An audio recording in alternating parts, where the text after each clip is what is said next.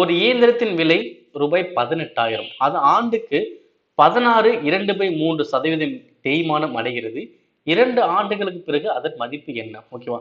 So நான் first இந்த மாதிரி கொஸ்டின் கேட்டது 2 மெத்தட்ல பார்த்தோம். அதே கான்செப்ட் இங்கேயும். அங்க குறையுதுன்னு டேரக்டா சொன்னாங்க. பட் இங்க என்ன பண்ணும்? தேய்மானம்.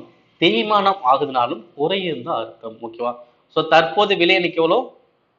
18,000 இருக்கு. தற்போது விலை எவ்வளோ? 18,000. ஓகே. ஒவ்வொரு ஆண்டு எனக்கு என்னது 16.2/3% என்னது தேய்மானம் அடிக்குதா? அப்ப இந்த 16.2/3 எவ்வளவு வரும் பாருங்க. இதை சுருக்கி பாருங்க. 3 16 48 50/3%. ஓகேங்களா? 50/3% குறையுது. ஓகேவா? அப்ப இந்த 18,000த்துல 50/3% எவ்வளவு ஃபர்ஸ்ட் கண்டுபிடிங்க. அப்ப 18,000 இன்ட்டு 50/3 சதவீதம் கீழே என்ன பண்ணணும்? ஒரு 100 போட்டுக்கோமா? ஓகே பாடிங்க. 2 ஜீரோவுக்கு 2 ஜீரோ. 1 3 3 6 3 18 ஜீரோ. அப்ப 6 30 எவ்வளவு வருது? 3000. ஓகே.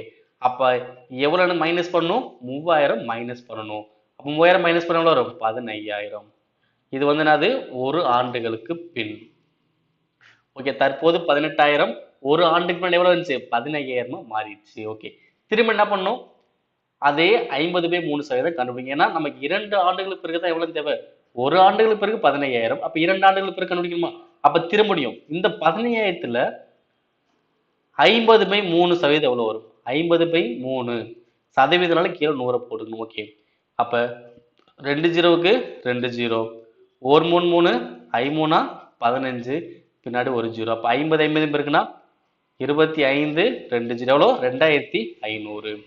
அப்ப இதை என்ன பண்ணும்? மைனஸ் பண்ணும். மைனஸ் பண்ண எவ்வளவு வரும்? 12,500. அப்ப 2 ஆண்டுகளுக்கு பின் அந்த இயந்திரத்தின் விலை எவ்வளவா இருக்கும்? 12,500 இருக்கும். Answer option second.